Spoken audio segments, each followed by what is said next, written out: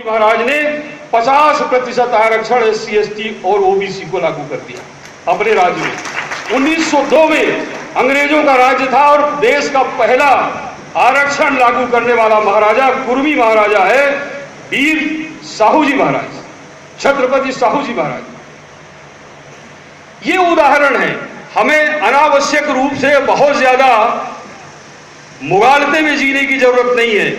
इस मेहनत का समाज का जितना विभेद है SC ST और OBC में, यदि ये समाज जो कुल मिला करके 85 से लेकर के 90% हो जाता है, हमें सबको उनकी एकता, उनके मिलान की तरफ आगे बढ़ना पड़ेगा।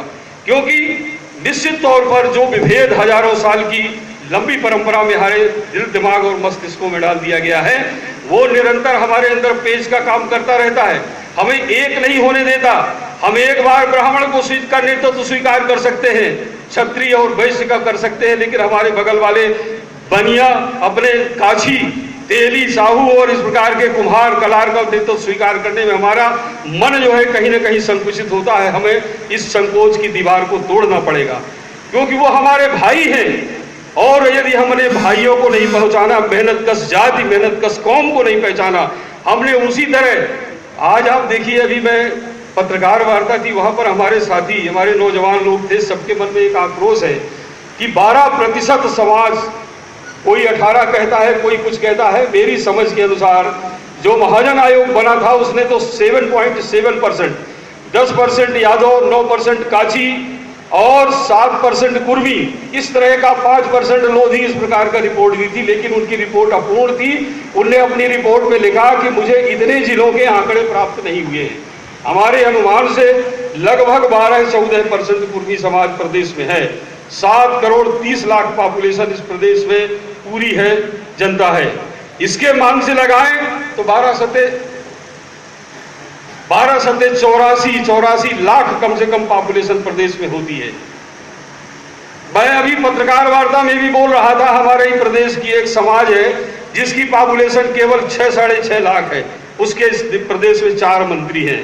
84 लाख वाले का एक भी मंत्री नहीं है। क्यों नहीं है?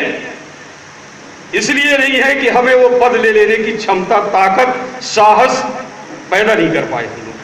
दूसरों को अपमानजनक भाषा बोलने के पहले हमें अपना आत्मालोचन करना पड़ेगा। यदि ये क्षमता पैदा हो जाती तो कोई मना नहीं कर सकता। पत्रकार वार्ता बुलाई जाती है, वहां पर मूल बात करने में हमारा नेतृत्व घबराता है कि हमारे लोगों के मन में आक्रोश है, ये कहने में दिक्कत होती है हमारे नेतृत्व को। कैसे लोग इस बार हमारे आक्रोश को समझ पाएंगे कि हमारे लोगों के मन में आक्रोश है, हमें भी नेतृत्व चाहिए, हमें भी अपनी हिस्सेदारी और भागीदारी चाहिए, सत्ता से लेकर के आर्थिक क्षेत्र में, शिक्षा के क्षेत्र में, सभी क्षेत्रों में हमें अपनी संख्या बल के मान से हमें अपनी भागीदारी चाहिए। हमारा 11 साल से हमारे राष्ट्रीय अध्यक्ष, पहले प्रदेश अध्यक्ष रहे, अब राष्ट्रीय अध्यक्ष है। निश्चित तौर पर उन्होंने प्रांतों का दौरा किया, लेकिन जब तक कोई क्रांतिकारी कदम नहीं उठाया जाएगा तो एक दूसरे की मुलाकात में और जातियां चिन्हित करने में, पटेल चिन्हित करने में कोई बहुत बड़ा राजनीतिक परिवर्तन नहीं होने वाला है। मेरा निवेदन है कि जो सामाजिक नेतृत्व स्वीकार करने आते हैं उनके अंदर इतना हिम्मत और हौसला होनी चाहिए कि कम से कम सच कहें। कितने दिनों तक सच को मुगालते में डाले, गोल गोल बातें करके कि हम चंदा एकत्र करने के लिए यहाँ पर आए हुए हैं।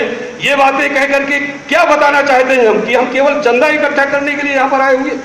मेरा आपसे अनुरोध है, जिस प्रकार से 11-15 साल से पटेल समाज के चुनाव हो रहे हैं, एक बैठक होती है, उसमें पूर्व अध्यक्ष नए अध्यक्ष को चुन देता है। चूंकि पटेल समाज है, मैं इसलिए थोड़ी सी संकेत कर रहा हूं आपको। जिस प्रकार का चुनाव हो जाता है, कार्यकारिणी का गठन नहीं होता है और प्रगतिशील कोई कदम नहीं उठाया जाता है, राजनीतिक चेतना का जिस प्रकार यहाँ पर आज दमोह में बैठक हो रही है, पटेल समाज क्यों जिले जिले में नहीं करता? क्यों लोगों के अंदर चेतना भरने की कोशिश नहीं करता? हमारा नौजवान आज डॉक्टर है, पढ़ा लिखा इंजीनियर है, उनके अंदर सामाजिक सरोकार पैदा नहीं हो रहा। कोई आपके पास नया पटेल नेता है क्या? उनके अंदर हमने सामाजिक सरोकार पैदा किया क्या कि वो समाज में आकर के समाज की लड़ाई लड़ने को तैयार हो, सड़क पर, मैदान पर आकर के लड़ाई लड़ने को तैयार हो। आज यदि पटेल समाज का कोई मंत्री नहीं बना तो क्यों पत्रकार वार्ता लेकर के हमारे प्रदेश नेतृत्व ने आपत्ति अपनी जाहिर नहीं की? जब पिछले वर्ष सागर में सम्मेलन हुआ, हमने मांग पत्र बनाया और मांग पत्र बनाने में मेरी भूमिका थी। मैंने उसमें पहला पॉइंट रखा था, यहाँ पर राम लखन पटेल जी बैठे हुए हैं, वो मांग पत्र हमें मंच पर से पढ़ना था और राम लखन पटेल जी मौजूद, बाबा साहब मौजूद, हमारे प्रांतीय अध्यक्ष मौजूद, हमारे राष्ट्रीय अध्यक्ष मौजूद और 2-3 पुराने सांसद और एक अनुसुईया पटेल भी जो अभी वहां पर दिल्ली में इस समय मंत्री भी बनी, वो सब, अनुप्रिया पटेल, वो सब मौजूद। हमें मांग पत्र पढ़ने नहीं दिया गया और हमारे लोगों ने, किसी ने कोई आपत्ति व्यक्त नहीं की। इस प्रकार की दब्बूपन के कारण कभी कोई मंत्री नहीं बनेगा और बन भी जाएगा तो वो उनका मंत्री होगा, उनका तोता रटंत मंत्री होगा, बहादुर मंत्री नहीं होगा कि जो पटेल समाज के लिए कुछ बैठ करके काम कर सके। मैं विनम्र शब्दों में निवेदन करना चाहता हूं कि ये तोता मंत्री मत बनाइए और लोगों को हिम्मत और हौसले के साथ काम करने के लिए जज्बा पैदा कीजिए। प्रदेश का नेतृत्व करना है तो उस नेतृत्व के लायक, वरना मत करिए नेतृत्व। तो कोई जरूरी नहीं है कि बार बार समय पास करने के लिए 15 साल 20 साल के लिए समय पास किया जाए। मेरा विनम्रता पूर्वक अनुरोध है, आज पटेल समाज, दमोह के पटेल समाज ने ये शुरुआत की है, लेकिन मित्रों ये केवल एक जगह बैठ करके क्रांति कर देने से क्रांति नहीं हो जाएगी। यद्यपि अब तक की जितनी शासन प्रणालियां रही हैं उनमें सबसे बेहतर शासन प्रणाली प्रजातंत्र है। यदि पटेल समाज दमोह ही केवल संकल्प कर ले कि हम भोपाल में एकत्रित होकर के 2 लाख 3 लाख 4 लाख की रैली कर लेंगे अगल बगल जिलों को मिला करके, तो बहुत बड़ा परिवर्तन हो सकता है। आज परिवर्तन के लिए न लाठी चलानी, न बंदूक चलानी, न गोली चलानी, प्रजातंत्र ने हमें वो ताकत दी है कि एक जगह खड़े होकर के अपने मुंडे गिना दो, कितने मुंडे हैं तुम्हारे। हार्दिक पटेल ने गुजरात में 18 लाख मुंडे गिनवा दिए तो चुनाव में परिवर्तन हो गया। क्यों नहीं इस प्रकार के परिवर्तन की हिम्मत, हौसला और ताकत हमारे अंदर और विचार क्यों नहीं पैदा होते? क्यों हम लोग एक जगह खड़े होकर के अपनी बात, अपनी एकता दिखाने के लिए संकल्पित क्यों नहीं होते हैं? ये महत्वपूर्ण प्रश्न है। चूंकि समय कम है, मुझे बार बार इंगित किया जा रहा है, मैं इसलिए 2 बातें और कह करके अपनी बात समाप्त करूंगा कि देखिए मित्रों, आप मेरे भाई हैं, हम सब लोग एक समाज के लोग हैं, लेकिन समाज समाज समाज समाज समाज समाज कह देने से कोई बहुत बड़ा परिवर्तन आता नहीं है।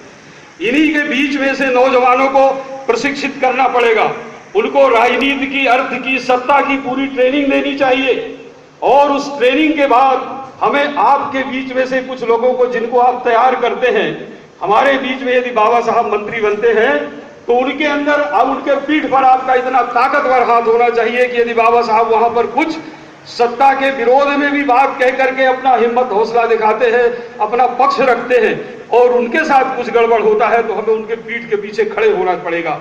तब हमारे जनप्रतिनिधियों में, हमारे संगठन में ये ताकत पैदा होगी, तब कहीं जाकर के कोई परिवर्तन होगा।